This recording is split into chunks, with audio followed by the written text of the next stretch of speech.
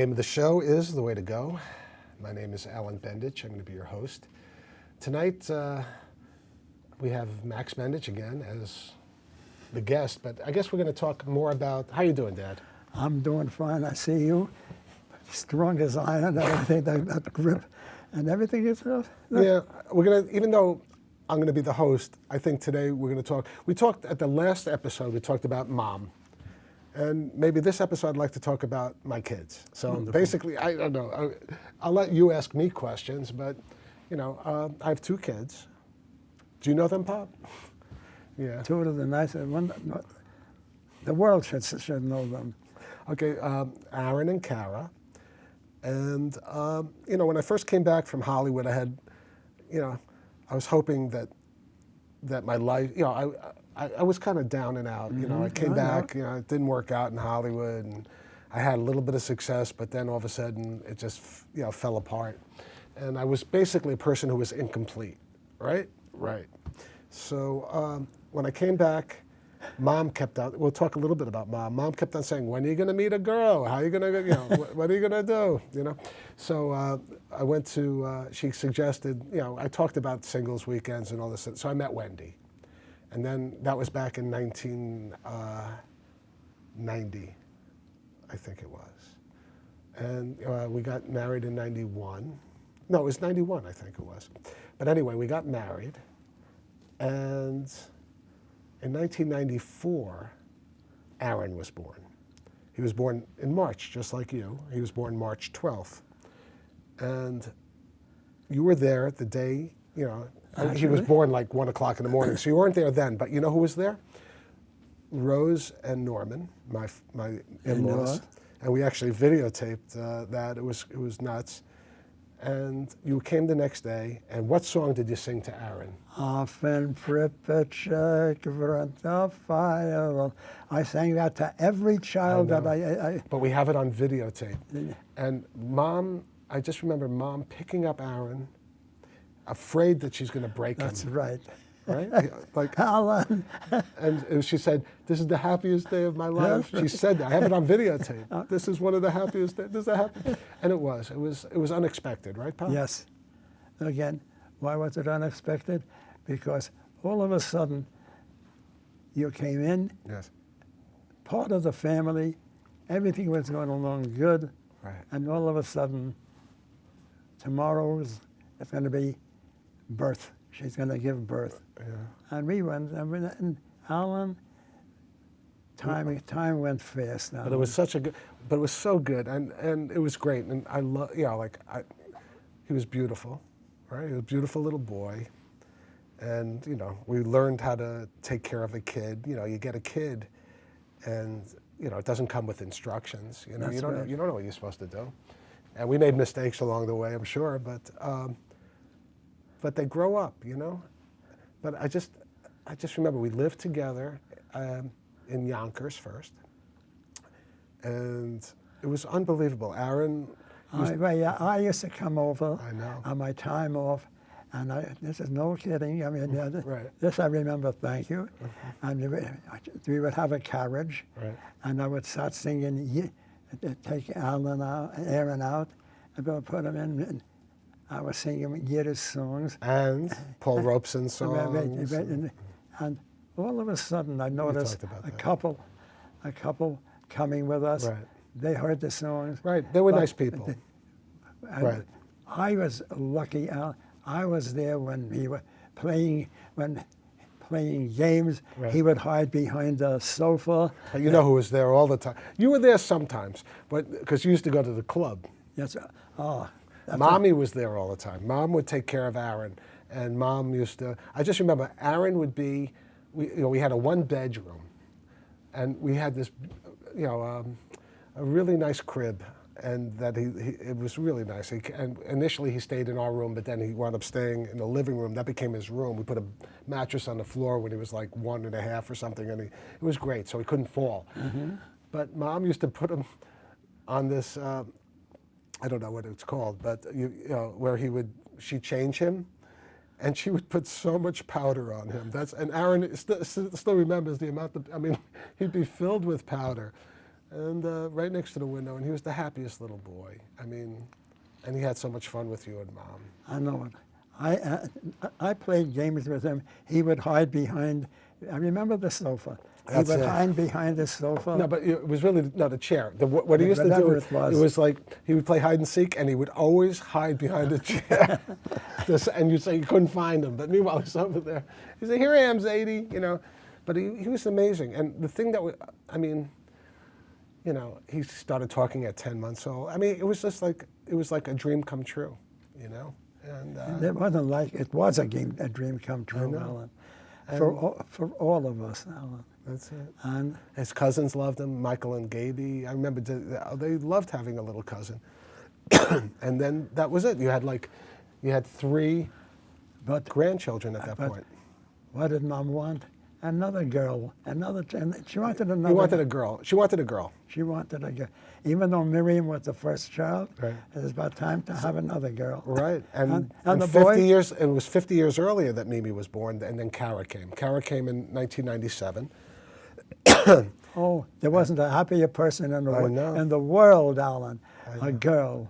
And again, the care that she took care of Kara. All of us. But you know one thing, there's a story that Kara always talks about. And Kara came home from after Bubby was watching her. And she said, and she was sitting there with a mean, unhappy face. And we said, "What's wrong, Kara?" She said, "I'm mad with Bubby."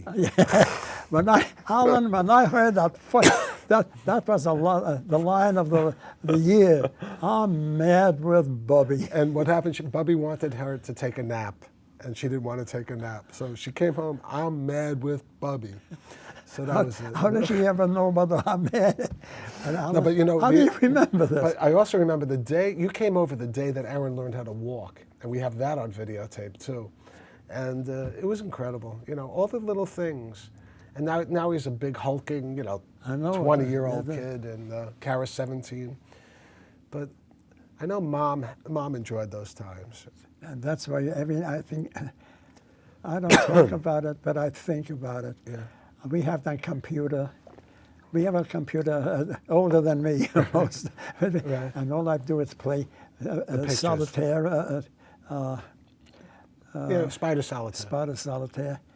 And I go and I put on the pictures, Alan, and I see me young with your children, because with Miriam's children too far. Oh, we forgot about this. All of a sudden, something happened to Miriam. Miriam is our daughter. And Mom said, "Mac, I'm going to have to stay with them." Right. And she stood with them for a half a year. I remember. She stood, and what would I do? Yeah. I'd work, and on the weekend I'd come up I remember. But Alan, I think that's when I was still in Hollywood, I think, at that point. But Alan, that shows you need me, I'm there. Right. Well, that's what Mimi's like now, too. Mimi, my sister, I know it. She spends a lot of her time with her kids, That's right. with her grandchildren. With our grandchildren. Right. Taking care of the grandchildren, so Kim, who's a doctor, can work, and Gaby can work, so she spends most of the time there. And the pioneer was Mom. Of course. Mom, again, the but one thing is, you two were very unselfish. The family meant more to us than anything in the world. Well, Mom did like pizzas. I thought no, you're right. The whole thing was working for the family. But you know, it is amazing. You know, now that I see what's happening now that my kids are going to college, Carol will be going to college next year. You know, and basically, like you saved every dime that you made, basically, right? So I'm happy that I followed in that direction. Because college is unbelievably expensive. I mean, I know. And that's and it. Alan, when I hear those numbers, I shudder. Right. Why? Because I remember how it all started, with no charge at all. Right. And all right, look. I mean, but that's it. But the thing is, right now, more than ever, I mean, a college degree is the minimum that you have to have. I mean, that's just the minimum. So I never wanted to ask you that. 20 years from now, right? How do you compare for the last 20 years or even the last 30 years? Right. Well, I'll tell you what. 20 years, because we talked about this. What do I expect in Yes. 20 years? In I don't 20 remember. years. I don't remember that. Oh, no, you on the train here. I mean, on the car here. You said that's what you talk about at your club. That's part of your discussions. You mentioned that Yes. to me. So I'd say in 20. I'll start in 10 first. Okay. In 10 years, I'll be retired, which hopefully earlier than 10 All right. years. I will continue doing television shows, and I will continue doing the things I love. Work to me, I mean, I love, my job is very important, but the satisfaction I get out of doing this show and the other shows that I do, and the acting and all this other stuff, that's something that transcends work. So I would say in 20 years, I'll be 79 years old. If I have my health, I'll be continuing to do exactly what I'm doing now, except for work. I don't want to work when I'm 79 years old. Why did I ask that? It's only lately that I read in the paper about these successful guys, or not successful, or whatever it is. 20 years ago, they were this. Did they ever expect to be here the way they are now? You know, I'll look at someone who I know who's I won't say who he is exactly, but he's someone who's affiliated with my organization. Right. 20 years ago, he was a successful businessman. Now, he's like. Did he ever think that he was going to, 20 years ago? And prior to that, I think he was in the Peace Corps. So from 20 years back, he was still a successful businessman. 20 years prior to that, he was in the Peace Corps. So it's like, when he was in the Peace Corps, did he ever think he would be this? I mean, like, also probably he had no clue about it, because why would he become like this? Like this international industrialist. So, who knows what you can't tell. No one has a crystal ball. Yeah. The only one who has a crystal ball was Michael, your grandson, because he knew that he wanted to become a doctor. Oh, yes. And then now he's a cardiologist. So he knew that when he was younger. So he followed his dream. But the question is he as happy in being the cardiologist as he thought he would be? I mean, he's doing it. But when you get there, is it the same thing as the dream of getting there? That's the question. And then, what's going to happen 20 years from now? Well, no, I understand that's. Well, 20 years from now, I think he'll be retired, because I just have that sense. Or at least he'll be retired from doing what he's doing now. But I never thought of 20 years from now. Well, 20 years from now, you'll be 120. No, I'm not talking about now, when I was young. I wonder, do young people think about being... Well, it depends on what young people mean. If young people means anything younger than you, then... Everybody but is I would young. say this. I never thought about the future until recently. Until I had kids. I'll put it that way. That's right. Because there is no future until you have kids. Like once you have kids, that guarantees a future. Maybe it's not. It's like your genes continue. You know what I mean? So I never thought about it, and but now I think about it. Do they ever in college? Did they ever talk about giving a class or something about the future? How would you think the professor saying 30 years from now? Yeah, but remember, in that 30 years, you could have a war. No, that's what I'm talking about. No, but I mean, it's nice to talk about, but I can't see a class like that. But I think, there's always new people with innovations that are going to change the world. I mean, before there were iPhones or whatever, iPads, anything like that. I mean, that changed the world. And maybe that is a direct result of things like science fiction movies. Who the hell knows? I mean, that stirs the mind of people, So maybe it's the writers that change people. I don't know. Who knows? I mean, we look at Star Trek, right? They had communicators. Now we have phones that look like communicators. But in my opinion, yes, there was a comic called Dick Tracy. Right. The same thing. And he had a watch. Yeah, you could, with a camera that you could go. With a camera. So I'm just saying that's no one even would even think. Oh, you look at Jules Verne or any of these people. These people who are the writers inspire people to. I mean, they come up with an idea, and then you got these people like your brother Aaron, who are geniuses. They come up with, okay, I got this idea. How do I get from where it is now to this idea? And that's what's happening all the time. I mean, like you said before, they put this rocket on a comet, you know? Who could do something like that? That's going 45,000 miles an hour. Who could do it? You know, we can. So what are we going to be doing in 30 years? I have no idea. 20 years? I have no idea. But one thing I do know, I hope to retire within the next 10 years. No, maybe this is why I asked. But knowing that, how do I know? When do you start thinking about it? Thinking about what? What's going to happen 30 years from now? Well, the thing is, again, then we go back to the same thing we talked about in the last episode, that whole, men make plans and God laughs. You start making plans 30 years ahead and you start living, you have to live in the present. Yes. Yes. So, I mean, you can't live in the future. You have to live in the, you have to live in the present. I mean, you have no choice. You have no choice. So, I mean, you could dream. People love to dream, and dreams inspire you, but you got to live in the real world, unless you're a science fiction writer, and then you could change the world. But it's amazing, it's just... But even though it's amazing, whether we like it or not, life goes on. Right. Life goes on, and whether we have money, whether there are poor people, if a sickness like Ebola is coming around and it's doing everything, it's a crazy. We're not prepared for that, right. And they'll say we're spending too much money for this, and we're not spending too much money for that. But that's all mostly politics, though. That's all. Yes, it's but crap. it affects us. No, it affects us. But people get aware of these things. Ebola and these diseases have been around for forever, but it's almost like it becomes a hot topic during the election season, and all of a sudden you don't hear that much about Ebola anymore. I know. It's like all these things become fodder for people to toss about politically, But one other thing, do people learn? No. World War I. What your father? How about your father? Your father said basically, something like the people get what they ask for. Wasn't that what your father said? Something like that. But again, you were saying World War I. World War I, the war to end all wars. Yeah.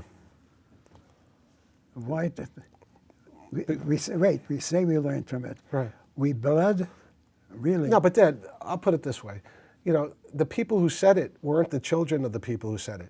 The thing is, it was the war to end all wars for the people who said it. But then new people come and they're going to have their own war, and then new people come and they have their own war, and then they had the Korean War. Everyone has their own war. I'm sorry. Yeah. No, You're right. To them, they have. Everybody has their war. They have their own wars. That's it. I mean, it sounds good for people. They went through World War I. It was terrible, but then the new people come, and people are people. And history repeats itself over and over again, right? I mean, we thought we had it over with Hitler, and look what's happening in the Middle East now. I mean, it's crazy. That's why. And even this, I forget the actual words. And Pete Seeger and the rest of them are singing, and just like it, we had the opportunity, and it's happening all over. Right, history repeats itself, Bob, and unfortunately, it's like we don't learn from our mistakes. Because it's always new people. The new people think they know everything, and they make the same mistakes as the prior generation. In other words, what you're saying, we make mistakes. Right. And before we have a chance, they're in charge now. Right. But the other thing is, one thing, as I become getting closer to 60, I used to say it, but I didn't mean it, but now I know it, is that youth is wasted on the young. That's definitely true. Well, I mean, it makes, as you get older, you realize how true it really is, right? All right. And the other thing is that history does repeat itself, and there's no way to stop it.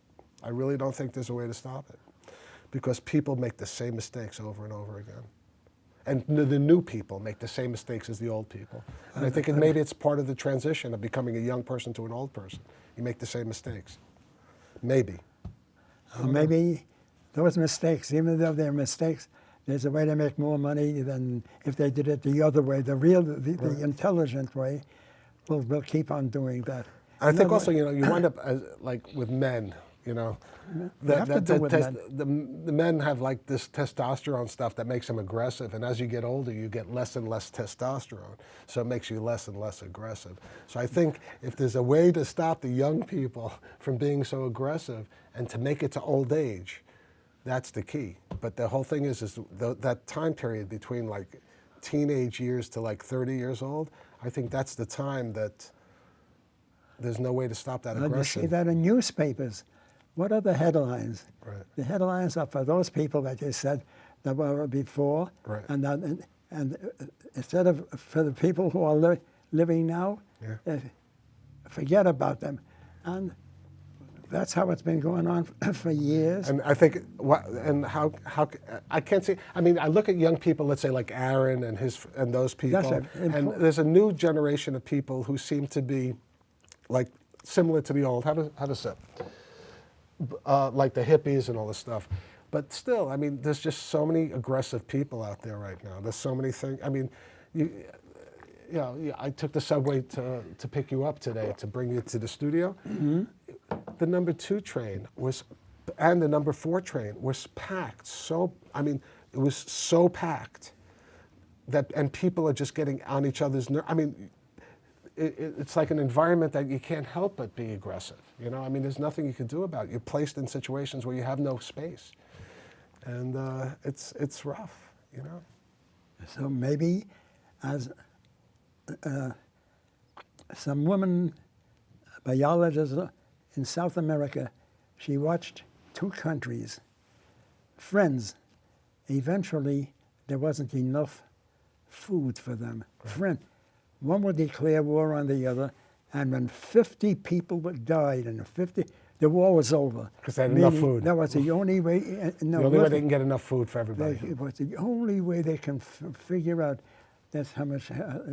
Again, it's a natural order, and maybe it's a terrible thing to say, but maybe that's just a natural condition for human beings, because we never stop the cycle. There's always these wars. Every generation has a war. And there's always children. And right, there's always children. And then you have people like, you know, like then you have the Iraq War, which didn't make any sense at all. ISIS and the rest of the... No, but I mean, like, wars, and a lot, like you said before, it's the military-industrial complex. You have the situation where, you know, people are making money on these wars. People are making money. So the whole thing is that people are making money. And again, politics shouldn't even... Why not? What the hell? It affects us. It affects us.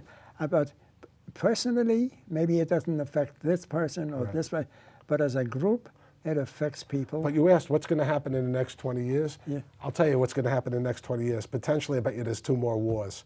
So, No, you know what? Because definitely. every 10 years, it seems like there's a war. You know, and every, like, especially, you know, between the Democrats and the Republicans, someone's going to start a war, because they have to do it. That's part of the game. So, so what's going to happen in the next 20 years? 2 wars. 2 wars. That's my prediction. 2 wars. 2. I'm glad I never talked that way. Why? Again, because of my children. Yeah. I would see my children go to 2 wars. Right. And Alan, no more. Make peace, not war. No, that's it. That's how we were raised. That's true. But even with all the raising, with all the Phil Oakes, with all the Paul Robeson, with all the Pete Seeger, still there was the Korean War, the Vietnam War, the wars in Iraq. You know, all these things. Now we have this. Who knows what kind of war it is with, you know, with ISIS and all this other stuff. I mean, it's just crazy. You know, terrorism. I mean, is it getting better? No, I just thought of one thing. President Truman bombed with 2 atom bombs Japan. Right. I wonder if he ever thought about it. Yeah. Meaning, if he was going to bomb that at that time, why not near the beginning of the war, throw 2 atom bombs once the war started? Right. You No, know, they after didn't have Pearl it. Harbor. They didn't have it.